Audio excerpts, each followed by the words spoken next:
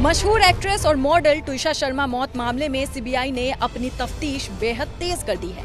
भोपाल की विशेष अदालत ने ट्विशा की सास और रिटायर्ड जज गिरिबाला सिंह के साथ साथ पति समर्थ सिंह को 5-5 दिन की सीबीआई रिमांड पर भेज दिया है। जांच एजेंसी के पास अब 2 जून तक का वक्त है, जिसमें दोनों आरोपियों को आमने सामने बैठाकर पूछताछ की जाएगी।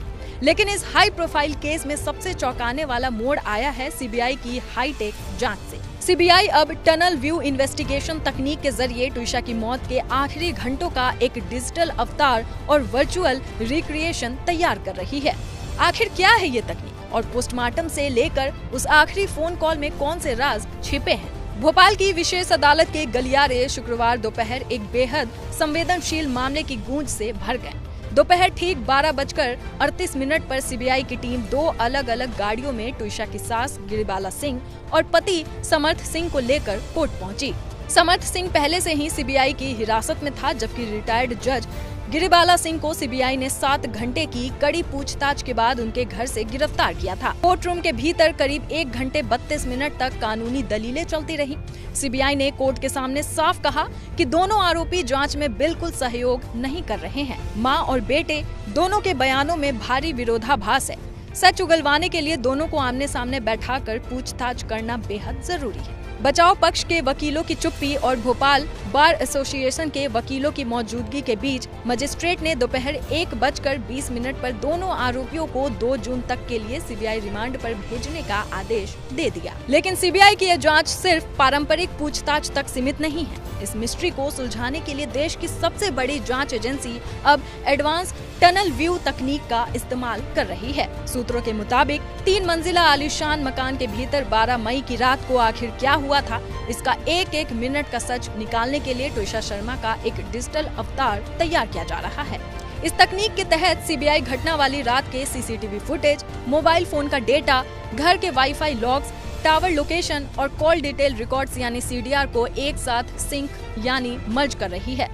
कमरों की फॉरेंसिक मैपिंग की जा रही है। इस सिम्युलेटेड वर्चुअल वॉकथ्रू के जरिए सीबीआई ये देख पाएगी कि घटना से ठीक पहले ट्विशा घर के किस हिस्से में थी, उसकी आखिरी लोकेशन क्या थी और उस वक्त पति समर्थ या सास गिरिबाला की मूवमेंट क्या थी। डिजिटल सबूतों का ये जाल आरोपियों के हर उस झूठ को बेनकाब कर देगा जो उन्होंने अपने बयानों में देने की कोशिश की। आखिर एक हंसती खेलती एक्ट्रेस और मॉडल की जिंदगी को मौत के इस मोड़ पर किसने लाकर खड़ा किया? सीबीआई की एफआईआर और अब तक की जांच के केंद्र में है 20 लाख रुपए के शेयर्स का एक बड़ा विवाद। जांच में सामने आया है कि ट्विशा ने कई कंपनियों के करीब 20 लाख रुपए के शेयर्स खरीद रखे थे। शादी के बाद जब वो वियतनाम से लौटी तो ससुराल वालों को इन शेयर्स की भनक लगी। आरोप है कि पति समर्थ और सास गिरिबाला लगातार उन शेयर्स को अपने नाम ट्रांसफर करने का दबाव बना रहे थे। विवाद सिर्फ शेयर्स तक सीमित नहीं था।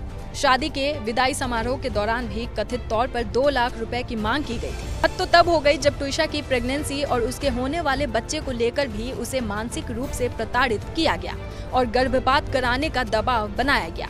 ट्विशा ने अपनी मां को फोन पर रोते हुए बताया था कि दहेज और पैसों के लिए उसके साथ हाथापाई और प्रताड़ना की जाती है। इस पूरे मामले में सीबीआई का शक तब और गहरा गया जब भोपाल पुलिस की शुरुआती जांच और दस्तावेजों में कई बड़ी खामियां पाई गई। रिकॉर्ड में ट्विशा की वास्तविक लंबाई को लेकर एक बड़ी विसंगति दर्ज है। सीबीआई अब तक इस बात की जांच कर रही है कि क्या यह महज एक लापरवाही थी या फिर एक रसूखदार परिवार को बचाने के लिए सबूतों और रिकॉर्ड्स के साथ छेड़छाड़ की कोई सोची समझी साजिश। शारीरिक प्रताड़ना की पुष्टि ट्विशा की पोस्टमार्टम रिपोर्ट भी करती है। हालांकि मौत की वजह फांसी बताई गई है, लेकिन ट्विशा के शरीर के अलग अलग हिस्सों पर चोट के कई निशान मिले हैं। मेडिकल एक्सपर्ट्स ने इस बात को खारिज कर दिया है कि ये चोटें शव को फंदे से नीचे उतारते वक्त लगी होंगी। यानी साफ है, फंदे पर लटकने से पहले ट्विशा के साथ बेरहमी से मारपीट की गई थी। मैं फंस गई हूँ। पिता को किया गया ट्विशा का ये आखिरी फोन कॉल आज भी उस खौफ की गवाही दे रहा है। सीबीआई के सामने अब सबसे बड़ा टास्क है उस टाइम स्टैम्प और बयानों के बीच के गैप को भरना। सवाल ये कि 12 मई की रात को ट्विशा ने खुदकुशी की थी या फिर उसे मौत के फंदे पर धकेल दिया गया।